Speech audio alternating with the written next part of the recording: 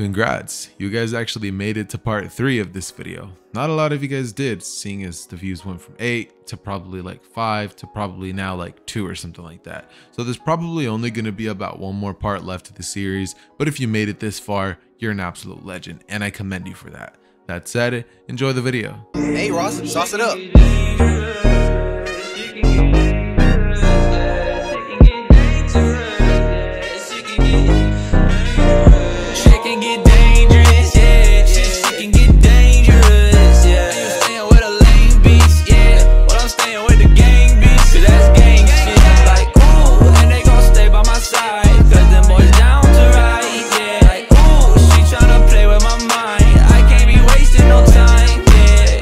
All Might looks stunned at Izuku and he questions what he's doing. Izuku then comes in to whisper something in All Might's ear, something that nobody else could have heard.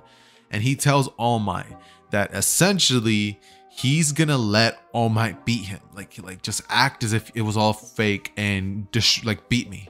Beat my cheeks in, All Might. I need you to. All Might immediately goes on to absolutely ram Izuku. Just kidding. No, seriously, All Might pretty much proceeds to stand up and laugh, be like, young Izuku, punching Izuku straight into a building, and then Izuku just acts unconscious. Following this, everybody who was watching the fight from the monitors calms down just slightly, and they then think, oh, good, All Might was just playing. I mean, I really was starting to think that he was stronger than All Might. I mean, if that was the case, then what's the point of him even being in the hero course if you're stronger than All Might himself? Suddenly, Izuku wakes up and Recovery Girl, fake wakes up, and Recovery Girl goes on to ask Izuku, how he healed so fast.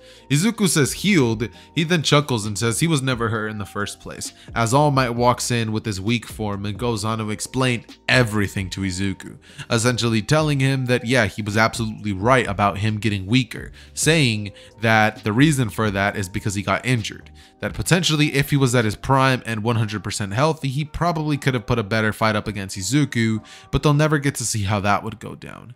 Izuku looks at All Might and says, oh, All Might, about that, don't even worry. I would have won either way. I was tremendously holding back.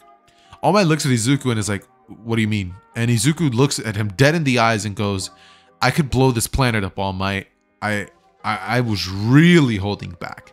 All Might looks at Izuku and asks him if he's joking.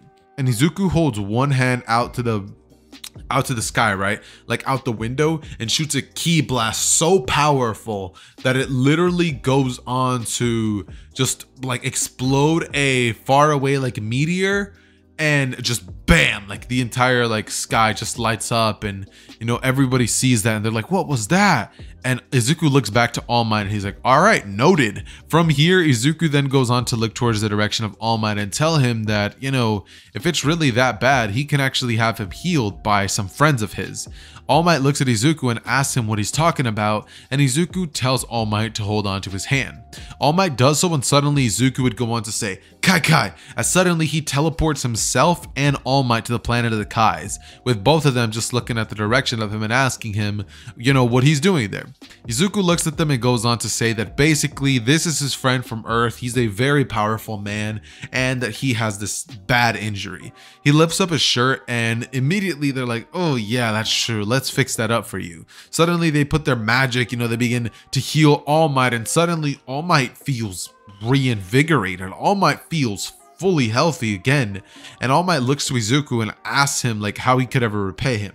Izuku tells All Might that he could repay him by simply continuing to do hero work and being an incredible teacher that he knows he could be, and also making sure to train up a bit, saying that there's definitely room for improvement for All Might's battle skills and stuff like that.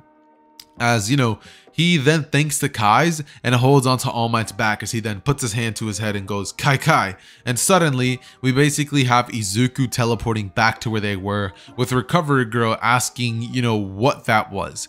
Izuku says that it was a sort of teleportation technique that he learned from gods, and she looks at him like with a funny expression, and Izuku says, I'm not kidding.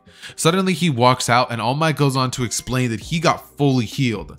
All Might, after explaining this, goes on to pretty much bow to Izuku and thank him for everything, going on to offer one for all, well, not offer it, but pretty much tell Izuku that he would have offered it to him if you know, he didn't already pick a successor thanks to his suggestion.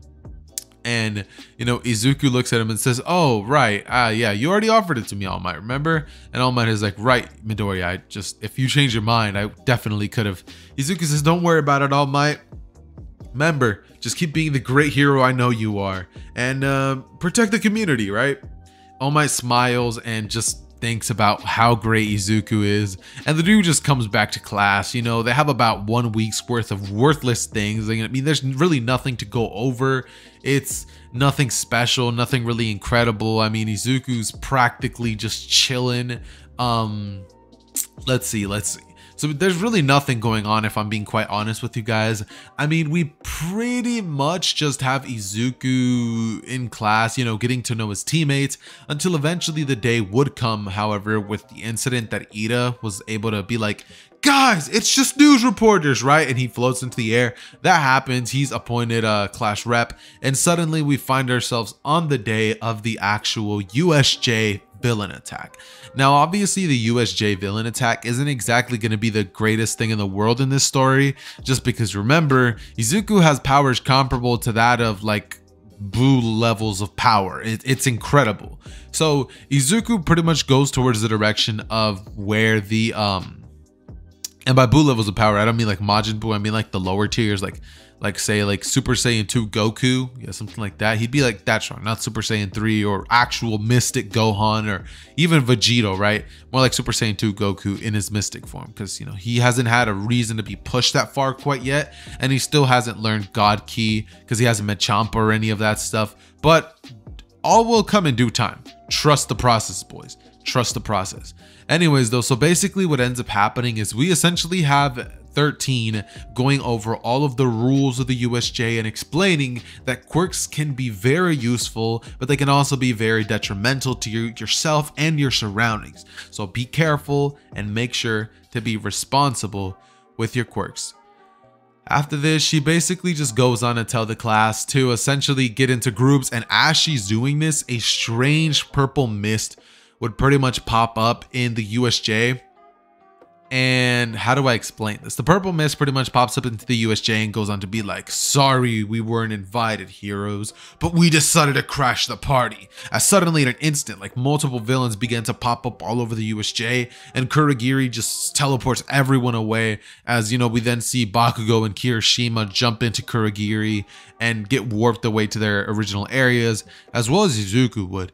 Even he would actually get caught off guard by this. But when he's actually teleported to the area and, you know, he begins falling into the water, Izuku flies and zooms over to Tsuyu and Mineta, catching the both of them as he goes up into the air and pretty much lets out his ki aura flow, like just out, as the water that was in the area that they were in just pretty much shoots everywhere all over the USJ, and it essentially like goes shooting out like a tsunami, like kind of like a water storm, but not like a tsunami at the same time. I don't know how to explain it, but basically all the villains get caught up in the water, and Izuku's free to actually rush towards Aizawa, who is having to fight like a solid amount of villains if you really think about it. Because think about it, Aizawa had a ton of villains to his left, to his right, behind him, pretty much had villains surrounding him, and he was just throwing the hands with the scarf, canceling quirks left and right, and beating the mess out of these kids. So with Izuku coming in, he would definitely be able to take the blunt of most of these villains out very easily by simply shooting small ki blasts at the directions of these villains, very weak ones that wouldn't like kill them, but it would injure them more than enough, right? Like more than enough to knock them out, right? And after doing this, Izuku basically looks to Aizawa and tells him that he needs his help taking out the big bad. Aizawa looks at him and tells him that he needs his help. Izuku goes on to say, yeah. And then Aizawa just goes, yeah, right, kid. You can't fool me. Maybe everybody else, but you definitely let All Might win that fight. Suddenly, you know, Aizawa just looks to Izuku, nods his head, and Izuku rushes towards Shigaraki, as suddenly the Nomu stands in front of him with his chest out, like standing much taller than Izuku. I wish I could paint this picture for you guys like better, but the Nomu's just tall, and Izuku looks up, you know, he looks up kind of like, imagine you're trying to fight somebody and then like boom, they come out and they're like 7 feet tall, they're huge and they're like muscular. You look at them and you're like, yo, I take back everything I said. You know what I mean? Like, that's kind of the situation Izuku finds himself in. But he looks at the Nomu and he's like, am I supposed to be scared of you? Suddenly, Izuku uppercuts the Nomu out of the USJ and looks at Kurogiri and Shigaraki, who are both like very close to each other, and just grabs Shigaraki by the shirt.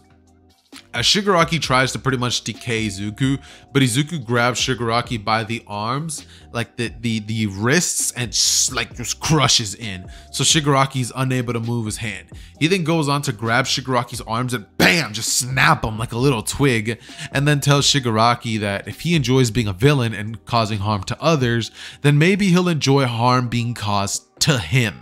As Shigaraki just kind of like utters like a word of pain just for a second, and suddenly Izuku just kind of throws Shigaraki at Aizawa, and Aizawa begins to essentially use the erasure quirk on Kurogiri, which basically makes it so that he's unable to warp out of there. I think, I'm not sure if Aizawa was able to cancel his quirk 100%, but let's just say that for this certain situation he is.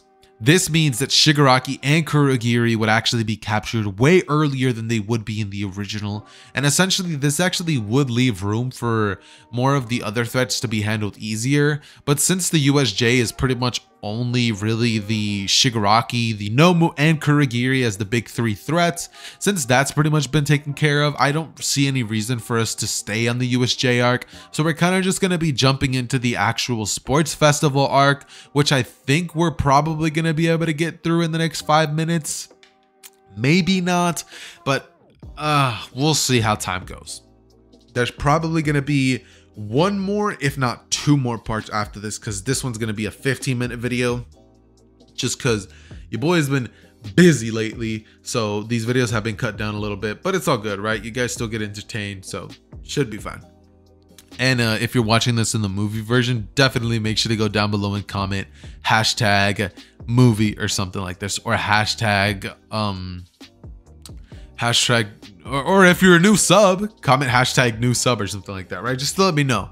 Like, I'll definitely see your comment, like it, you know, if it's in the first 2 days, probably. But anyways, what basically ends up happening following this small interaction with Izuku and the villains is we jump into the situation where they're all finding themselves in the actual sports festival.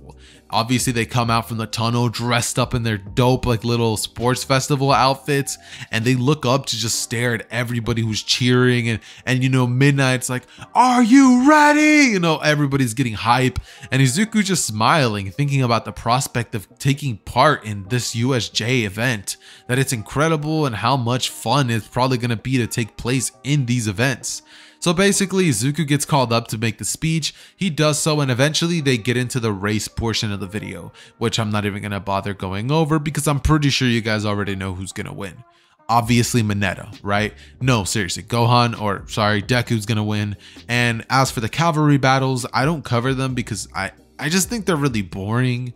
So I'm just going to skip it. Just know that everybody who wins in the original wins, all right? I'm sorry for any of you guys that are like, cavalry battles like my favorite part. I doubt those people even exist. But basically, we're just going to cut to the actual fights, like the meat and potato of the videos. And we're going to immediately jump into Deku versus Shinso.